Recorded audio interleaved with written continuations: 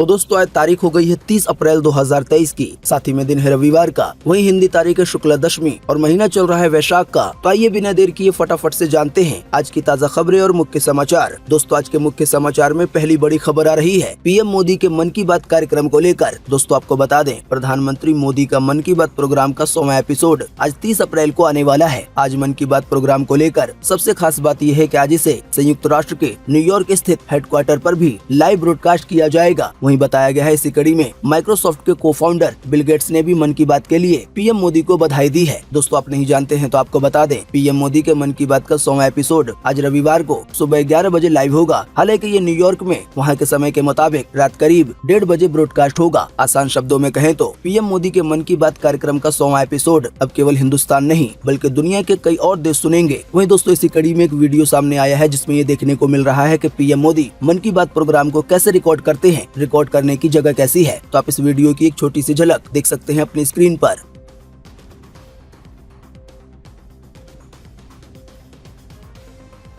वहीं दोस्तों अगली बड़ी खबर आ रही है पाकिस्तान से। ताज़ा जानकारी के मुताबिक पाकिस्तान से इंसानियत को शर्मसार करने वाली एक खबर सामने आई है। बताया गया है पाकिस्तानी माता पिता अब अपनी बेटियों की कब्र पर ताले लगाकर उन्हें दुष्कर्म यानी कि रेप से बचाने की कोशिश कर रहे हैं। डेली टाइम्स की एक रिपोर्ट में ये चौंकाने वाला खुलासा हुआ है। रिपोर्टों से पता चला है कि देश में नेक्रोफीलिया के मामले बढ़ रहे हैं। दोस्तों आसान शब्दों में कहें तो नेक्रोफीलिया उस घटिया काम को कहा जाता है जिसमें शव यानी कि लाश के साथ रेप किया जाता है। बताया गया है पाकिस्तान में इस तरह के मामले बढ़ते जा रहे हैं। इसी की वजह से वहाँ के कई माता पिता को अपनी बेटियों की कब्र पर ताले लगाना पड़ रहा है ताकि मरी हुई बेटियों को दुष्कर्म से बचाया जा सके। वहीं दोस्तों अगली बड़ी खबर आ रही है एक 4 साल की बच्ची को लेकर। ताज़ा जानकारी के मुताबिक उत्तर प्रदेश के हरदोई में 4 साल की बच्ची के साथ दुष्कर्म के दोषी पिता को न्यायालय यानी कि कोर्ट की ओर से 20 साल की सजा सुनाई गई है। साथ ही में दोषी पिता पर 37,000 रुपए का जुर्माना भी लगाया गया है। बात यह है अक्टूबर 2020 में एक पिता ने ही अपनी 4 साल की बच्ची के साथ रेप की वारदात को अंजाम दिया था। बताया गया है इसी कड़ी में 2 साल के बाद फैसला आया है और दोषी पिता को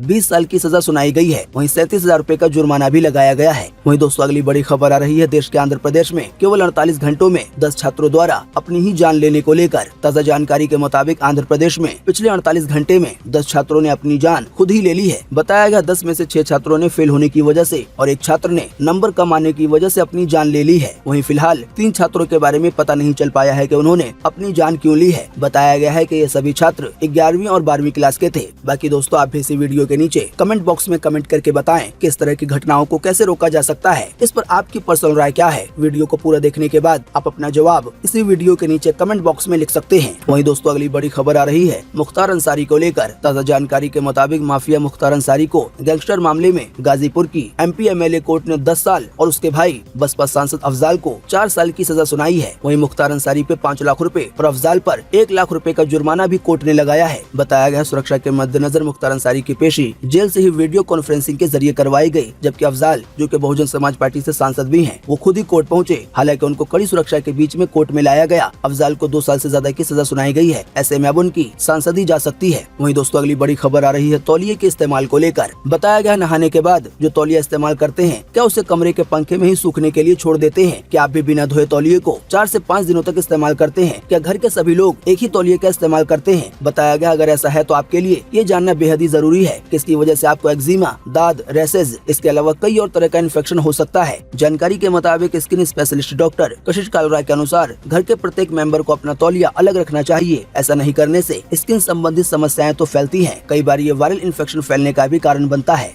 वहीं दोस्तों अगली बड़ी खबर आ रही है मौसम के हाल को लेकर। ताज़ा जानकारी के मुताबिक अप्रैल महीने के बाद अब आने वाला मई का महीना भी गर्मी का एहसास नहीं दिलवा पाएगा। मौसम विभाग के अनुमान के मुताबिक पूर्व और पूर्वोत्तर और पाकिस्तान की सीमा से लगे उत्तर पश्चिमी भारत को छोड़कर बाकी पूरे हिस्से में मई के महीने में भी तापमान 40 डिग्री को पार नहीं कर पाएगा। वहीं दोस्तों आपको बता दें अगले 4 दिन में देश के 14 राज्यों में भारी से भी बहुत भारी बारिश होने की संभावना है। मौसम विभाग के मुताबिक मध्य प्रदेश, महाराष्ट्र, छत्तीसगढ़, आंध्र प्रदेश, तेलंगाना, कर्नाटक, तमिलनाडु, केरल, अरुणाचल प्रदेश, असम, मेघालय और नागालैंड में गरज के साथ अगले 4 दिनों में भारी बारिश होने का अनुमान है। वहीं हिमाचल प्रदेश और उत्तराखंड के कुछ इलाकों में भारी से भी भारी बारिश यानी कि मूसलाधार बारिश का अलर्ट जारी किया गया है। वहीं दूसरी ओर गुजरात, राजस्थान, उत्तर प्रदेश, साथ ही में पंजाब और हरियाणा में भी हल्की बारिश का अनुमान है। वहीं लेह लद्दाख में भी बूंदाबांदी के आसार हैं। अब दोस्तों ये तो मौसम का अपडेट था आने वाले कुछ दिनों को लेकर, लेकिन आज खास 30 अप्रैल 2023 को देश भर में कैसा रहेगा मौसम का हाल, आइए इसके बारे में भी जानते हैं। मौसम विभाग ने जारी किया है आज 30 अप्रैल 2023 के लिए ये मौसम का पूर्वानुमान। तो मौसम विभाग के अनुसार अगले 24 घंटे के दौरान अरुणाचल प्रदेश में, उत्तराखंड में, पूर्वी राजस्थान में, विदर्भ में, मराठवाड़ा में, तेलंगाना में, कर्नाटक में, तमिलनाडु के कुछ हिस्सों में और केरल में, साथ ही में तटीय आंध्र प्रदेश में आज हल्की से मध्यम बारिश के आसार हैं। हालांकि इन राज्यों के कुछ स्थानों पर भारी बारिश की भी संभावना है। इसके अलावा भी पश्चिमी हिमालय, पश्चिमी राजस्थान, हरियाणा, उत्तर प्रदेश, मध्य प्रदेश, पूर्वी गुजरात और छत्तीसगढ़ के कुछ हिस्सों में भी आज हल्की से मध्यम बारिश हो सकती है। इसके अलावा भी बचे हुए पूर्वोत्तर, उड़ीसा, मध्य महाराष्ट्र, जम्मू कश्मीर, हिमाचल प्रदेश, लद्दाख, साथ ही में झारखंड के कुछ स्थानों पर और बिहार में, साथ ही में पूर्वी उत्तर प्रदेश में, मध्य महाराष्ट्र में, लक्षद्वीप में, साथ ही में कोंकण और गोवा के 1-2 स्थानों पर आज हल्की बारिश की संभावना है। इसके अलावा ओले पड़ने को लेकर बताया गया है कि राजस्थान में, मध्य प्रदेश में, महाराष्ट्र में और तेलंगाना के कुछ स्थानों पर आज ओलावृष्टि भी हो सकती है। वहीं दोस्तों अगली बड़ी खबर आ रही है एनसीईआरटी की बुक को लेकर। ताजा जानकारी के मुताबिक केंद्रीय मंत्री सुभाष सरकार ने बीते शनिवार को कहा है कि एनसीईआरटी की 10वीं क्लास की साइंस की बुक से डार्विन के सिद्धांत हटाने को लेकर भ्रामक प्रचार किया जा रहा है। कोरोना की वजह से बच्चों पर पढ़ाई का बोझ कम किया गया है। अगर कोई बच्चा डार्विन की थ्योरी पढ़ना चाहता है तो ये सभी वेबसाइटों पे मौजूद है। इसके अलावा 12वीं कक्षा के सिलेबस में भी ये थ्योरी पढ़ाई जा रही है। ऐसे में पाठ्यक्रम में बदलाव को लेकर झूठा प्रचार नहीं होना चाहिए। उन्होंने ये बातें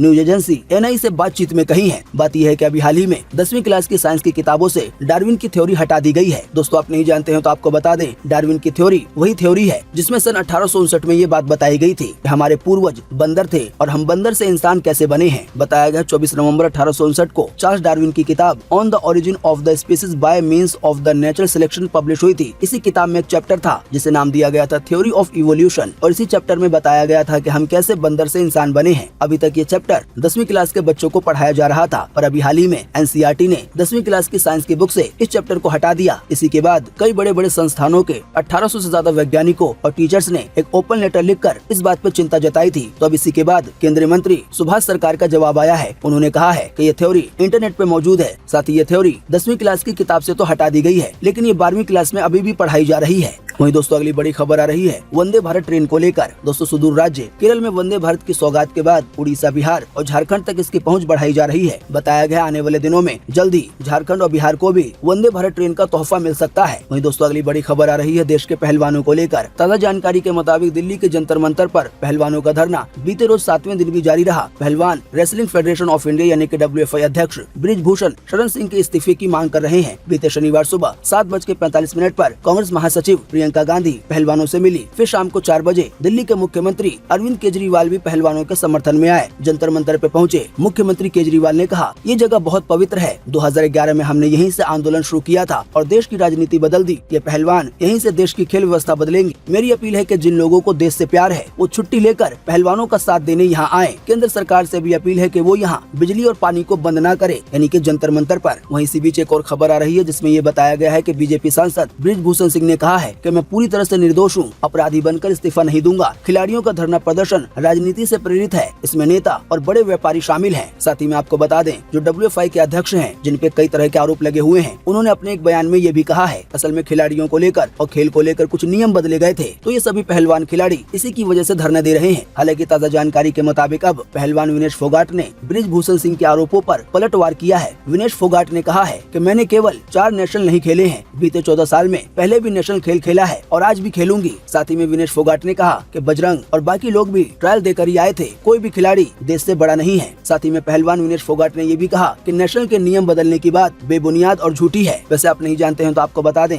WFI के अध्यक्ष जो बीजेपी से सांसद भी हैं, उन पर 2 FIR दर्ज हो चुकी है। इसी मामले में कई महिला पहलवानों ने उन पर यौन शोषण का आरोप लगाया है। वहीं दोस्तों अगली बड़ी खबर आ रही है चीनी और नमक को लेकर। बताया गया है घर में बच्चे का बर्थडे मनाने का मौका आया तो मम्मी पापा उसके लिए केक काटते हैं या फिर बच्चे उसके दोस्तों में चॉकलेट, टॉफी, चिप्स बांटकर बर्थडे को सेलिब्रेट किया जाता है। लेकिन क्या कभी आपने सोचा है कि चॉकलेट, टॉफी, केक और जरूर से ज्यादा चिप्स, नमकीन कहीं भविष्य में आपके बच्चे को डायबिटीज या हाइपरटेंशन का मरीज तो नहीं बना देंगे? बताया गया बच्चे के शुगर यानी कि चीनी और सॉल्ट टेक के इंटेक पर बचपन से ही ध्यान देना जरूरी होता है। आजकल कंपनियां बच्चों को फोकस करके कई सारे खाने के सामान या पीने के सामान बेच रही हैं, जिनको लुभावने विज्ञापनों के जरिए लोगों के दिलो दिमाग में बैठाया जा रहा है। साथ ही में आप जानते होंगे अभी हाल ही में सोशल मीडिया पर बच्चों के हेल्थ ड्रिंक को लेकर बड़ा विवाद भी खड़ा हुआ। सोशल मीडिया पर एक इन्फ्लुएंसर जिनका नाम D से शुरू होता है, उन्होंने इस ड्रिंक में शुगर की मात्रा ज्यादा होने और इसे बच्चों को न देने की सलाह दी। लीगल नोटिस मिलने के बाद D नाम वाले इन्फ्लुएंसर को इस वीडियो को हटाना भी पड़ा। हालांकि अब हाल ही में राष्ट्रीय बाल अधिकार संरक्षण आयोग ने प्रति 100 ग्राम बॉर्नविटा में 37.4 ग्राम चीनी होने को लेकर कंपनी को नोटिस जारी किया है। बताया गया दरअसल इतनी चीनी बच्चों की सेहत के लिए बहुत ही खतरनाक है। बताया गया बच्चों द्वारा ज्यादा मात्रा में चॉकलेट खाने की वजह से शुगर, कैफीन और फैट बढ़ सकता है। वहीं लॉलीपॉप, जेली और टॉफी बहुत ज्यादा मात्रा में खाने से दांतों में सड़न और कैविटी का खतरा हो सकता है। वहीं केक, बिस्कुट और डोनट्स के ज्यादा खाने की वजह से मोटापा या दांत खराब हो सकते हैं। वहीं जलेबी, इमरती, घेवर, बूंदी, गुलाब जामुन और मालपुआ वगैरह ज्यादा खाने से बच्चों में फैट और शुगर की समस्या हो सकती है। दोस्तों साथ ही में ये भी बताया गया है कि अगर बच्चे की उम्र 1 से 3 साल के बीच है तो आप बच्चे को रोजाना केवल 2 ग्राम नमक दे सकते हैं। वहीं अगर बच्चे की उम्र 4 से 6 साल के बीच में है तो आप बच्चे को रोजाना केवल 3 ग्राम नमक दे सकते हैं। वहीं बच्चे की उम्र अगर 7 से 10 साल है तो आप उसे केवल 5 ग्राम नमक दे सकते हैं। वहीं अगर कोई अडल्ट है तो ऐसे व्यक्तियों को रोजाना केवल 5 से 6 ग्राम नमक खाना चाहिए। ऐसे ही चीनी को लेकर बताया गया है कि अगर बच्चे की उम्र 4 से 6 साल के बीच में है तो ऐसे बच्चे को एक दिन में आप 20 ग्राम से ज्यादा चीनी नहीं दे सकते। वहीं अगर बच्चे की उम्र 7 से 10 साल के बीच में है तो बच्चे को आप रोजाना 20 से 25 ग्राम से ज्यादा चीनी नहीं दे सकते। वहीं अगर कोई अडल्ट है तो आप उसे रोजाना 30 ग्राम तक ही चीनी दे सकते हैं। आपको बता दें ये सभी बातें national health service United kingdom के हवाले से बताई गई हैं भास्कर द्वारा। वहीं दोस्तों अगली बड़ी खबर आ रही है उत्तर प्रदेश के लखनऊ में स्कूलों का समय बदलने को लेकर। ताजा जानकारी के मुताबिक एक नए आदेश के बाद अब लखनऊ में 1 से 12वीं तक के कक्षा के स्कूल सुबह 7:30 बजे खुलेंगे और दोपहर 12:30 बजे छुट्टी हो जाएगी। तो दोस्तों उम्मीद करते हैं कि आज की इस वीडियो से आपको काफी कुछ जानकारी मिली होगी। हम बस इसके बदले में आपसे इतना ही चाहते हैं कि आप इस वीडियो को लाइक कर दें और शेयर कर दें, क्योंकि आपका लाइक और शेयर करना ही होता है हमारी मेहनत का फल। वीडियो देखने के लिए आपका बहुत बहुत धन्यवाद। Thanks for watching.